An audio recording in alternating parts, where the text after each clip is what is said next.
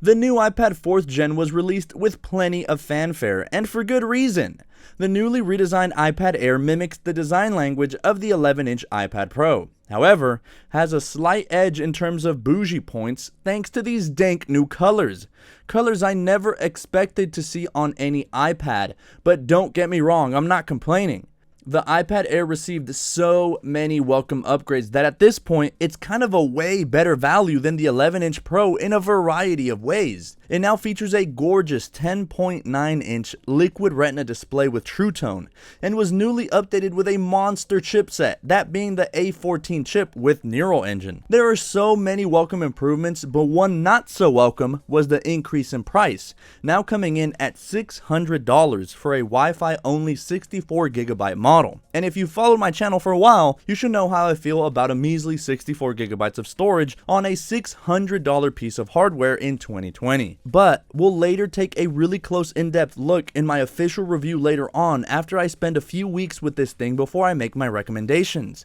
My early prediction: this is the one for all my fellow students seeking a reliable and robust replacement to their traditional laptop setup. Trust me, this one here is a banger, and you guys are in luck because I have every single color available for your enjoyment.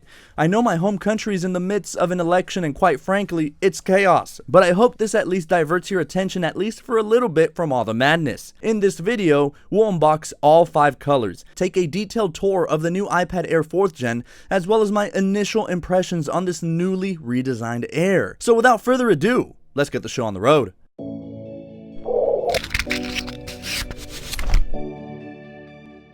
So, Apple's a company that creates a very warm and memorable unboxing experience. Here, we feature our iconic white Apple box with our beautiful new wallpapers at the forefront that are color matched to your respective color. Apple has traditionally paid very close attention to detail, as we'll see, since each color has certain intricacies that make each color stand out and make it feel one of a kind. Apple even goes the extra mile and color matches the Apple logo branding and iPad Air branding on the box. So if you chose the pink iPad, this will be pink, and if it's green, well, this isn't rocket science. I think you can guess what color branding it'll be. Not purple, my dude. You guessed it, green. So we do have our pull tab here to assist. In my case, I'll do 5 of these. So now let's remove the pull tab on the first, remove the shrink wrap, open up our box, and dig deeper to see what goodies we find inside. Upon removing the top of the lid, you're greeted with your brand new iPad Air in this frosted plastic film that protects it during shipment. As is customary on this channel, we're going to set that off to the side for just a second to see the other contents of our box. So, we find Designed by Apple in California, which traditionally houses our Quick Start Guide, our Warranty Information Guide, and a set of 2 huge Apple stickers that are not color matched. You'd think with how bougie Apple is with the outside packaging and the hardware itself, they'd also supply us with color matched Apple logos, but Apple says, nah, plain white stickers it is. Anyway, I'll set that off with my collection of 500 other Apple stickers to the side and then arrive at a surprise. Apple, you're kidding me, right? Is this a charger? Boy, oh boy, I feel like chargers in all Apple boxes days are numbered, but thankfully, Apple supplies us with a 20-watt USB-C power adapter this time. A real shocker. And of course, we need some way to charge it, so Apple graciously supplies us a USB-C to USB-C charger, which I think is a great move going from Lightning to USB-C on the iPad Air line, and wish Apple would standardize this across their entire ecosystem, including their iPhones. So now, getting back to the star of the show, unwrap the plastic off the iPad the same way you'd unwrap some tamales on Thanksgiving Day, power that sucker on, and voila. Ladies and gentlemen, the new iPad Air 4th generation. I'm going to fast forward through the other 4 unboxings because the unboxing experience is literally exactly the same. But I must say, nothing beats the brand new feeling of the cold aluminum when unboxing brand new Apple products. It's just something so special, and Apple definitely knows how to make the unboxing experience feel truly unique. For this product cycle, one of the highlights are these all new dank colors. We have some staple colors including silver, space gray, and rose gold. But considering how wild 2020 has been, Apple spiced up the year a bit by introducing sky blue and green up into the mix. And what can I say, these colors are gorgeous. But now going over a detailed tour of the new iPad Air, since we have huge changes as compared to the previous 3rd gen. Where to start? Let's begin with that massive 10.9-inch liquid retina display that is truly something to marvel at. Sadly, despite having basically the exact same chassis as the 11-inch Pro, Apple decided to be a bad apple and reduced the screen size and increased those bezels. And while they do look thicker with two C's, it's negligible, and you'd really be nitpicking to say this is going to sway you away from the Air. I mean, I guess Apple had to do something to the Air to make it inferior to the Pro. Otherwise, what incentive do you have to purchase the 11-inch Pro? You'll notice an obvious absence of the Touch ID sensor. But wait, it's moved. I'll go over it in just a minute, but yeah, to achieve the all-screen design that mimics the iPad Pro line, they had to basically move it somewhere else. Why would they move it? Well, that's because the Air does not feature Face ID. Yeah, crazy how Apple does this because the technology is obviously there, but again, they want to make this feel inferior to the Pro. But honestly, at least in my opinion, it doesn't matter to me on a device so large whether I use Face ID or Touch ID, it's all the same to me. Maybe on a smaller device, Face ID has its advantages, but everyone is going to have their preference, so it's important to know Face ID is not present here. Instead of having the large array of sensors where the Face ID should be, in its place is just your standard FaceTime 7-megapixel HD camera that does not have the true depth feature because of the absence of those sensors. Again, on a device this large, to me at least, is irrelevant. We now head over to the bottom of the device and we'll see we have our 2-speaker audio system when in landscape mode, not our 4-speaker system like is found on the Pro line. Still, with general use, you'd hardly notice a difference.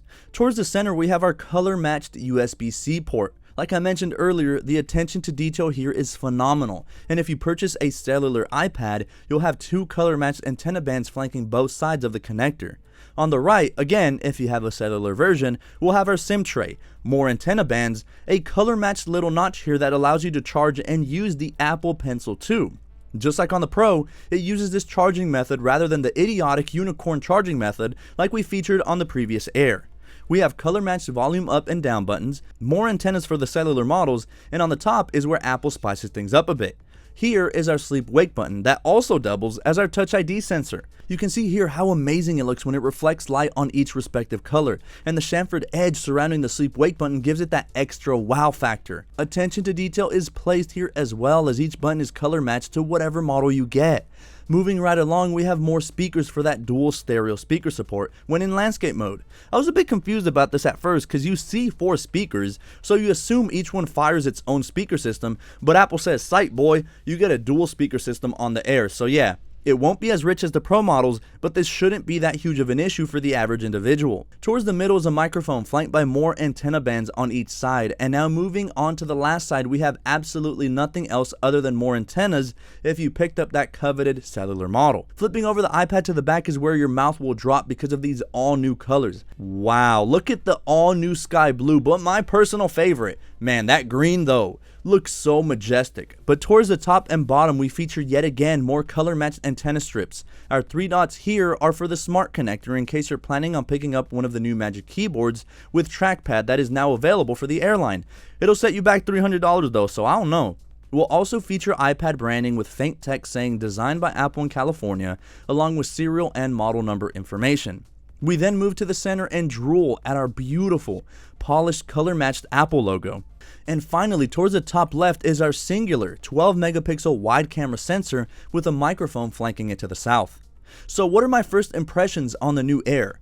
Quite frankly, I think it's one of the best pieces of hardware Apple has ever released. And again, I'll keep reiterating, it's definitely going to take a ton of sales away from the 11-inch Pro, at least until that product undergoes an update. Probably won't be a while until the 11-inch Pro gets an update, which is why I think this is a monster setup for anyone wanting a very powerful tablet that sets to replace your current laptop.